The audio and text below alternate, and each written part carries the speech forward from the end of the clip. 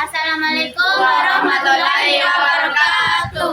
Kami dari kelompok 2 ingin menampilkan hasil vlog yang kami buat.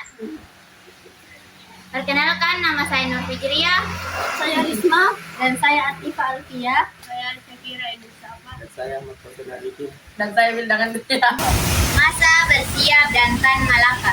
Kalian pasti pernah mendengar dua hal tersebut. Siapa sih Tan Malaka dan kapan masa bersiap? Dalam vlog kami kali ini, kami akan membahas dua hal tersebut. Masa bersiap adalah periode kekerasan dan pengacauan yang terjadi di Indonesia setelah proklamasi kemerdekaan pada 17 Agustus 1945 hingga sekitar Maret 1946.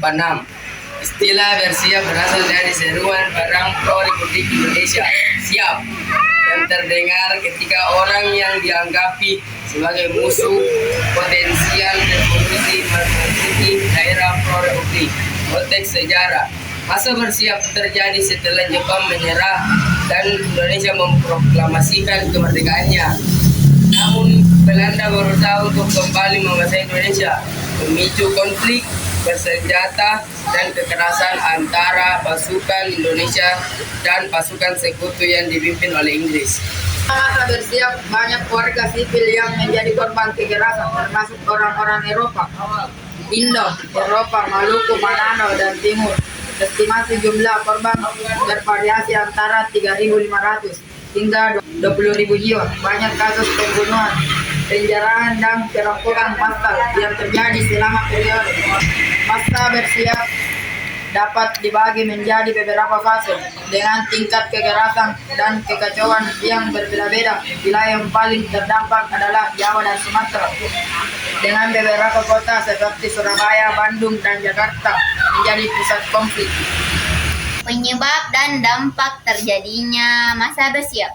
Masa bersiap disebabkan oleh kombinasi faktor, termasuk nasionalisme Indonesia, anti-kolonialisme, dan sentimen anti-Eropa. Periode ini memiliki dampak yang signifikan pada sejarah Indonesia dan Belanda, serta memengaruhi hubungan antara kedua negara selama beberapa dekade. Tan Malaka adalah tokoh revolusioner Indonesia yang pertama kali mencetuskan konsep Republik Indonesia pada tahun 1945. Jauh sebelum proklamasi kemerdekaan, ia dikenal sebagai pemikir yang berani, namun tragisnya ia dibunuh oleh bangsanya sendiri pada tahun 1949. Tan Malaka menulis buku Menuju Republik Indonesia tahun 1925 yang menjadi dasar pemikiran Republik Indonesia.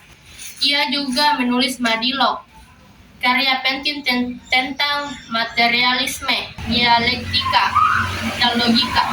Dengan pemerintah, sikapnya yang keras menolak kompromi dengan Belanda membuatnya berseteru dengan pemerintah Republik Indonesia, terutama dalam isu perizinan. Akhir tragis dan pengakuan. Eksekusi.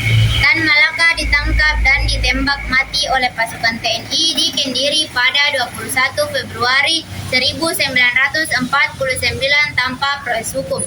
Pengakuan.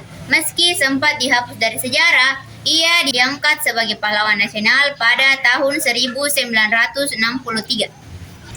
Warisan Tan Malaka tetap hidup melalui pemikirannya yang terus menginspirasi, meskipun ia sempat terlupakan dalam sejarah Indonesia.